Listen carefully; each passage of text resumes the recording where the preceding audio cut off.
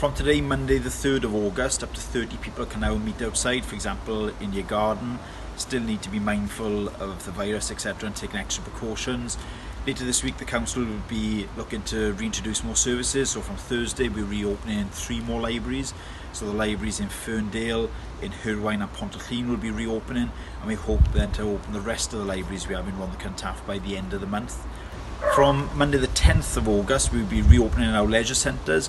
More details on that will come out over the next few days, and it'll be a phased opening in terms of what services we can provide, but we will hopefully have our leisure centres open from Monday the 10th. Moving on then in terms of some of the updates on the flood damage we've had from Storm Dennis. So there's been a lot of work continuing in terms of improving culverts, river walls and structures been damaged. There's already over a dozen schemes which have been completed or underway. You may have also seen Ynys Harry Park. We're pleased to say that the progress in terms of repairing the Lido is underway. That should be open by next spring. And similar, we will be starting work in September on the bridge known as the Marks Spencer Bridge. That will be lifted off by a crane in September, hopefully repaired, and then put back in place by January or February next year. So again, it's in readiness for the Easter opening for Ynys Harry Park next year in the Lido.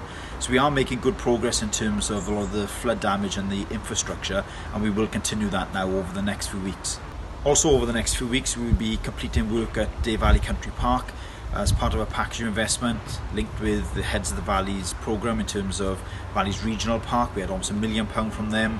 We've also put around £400,000 worth of council money in there.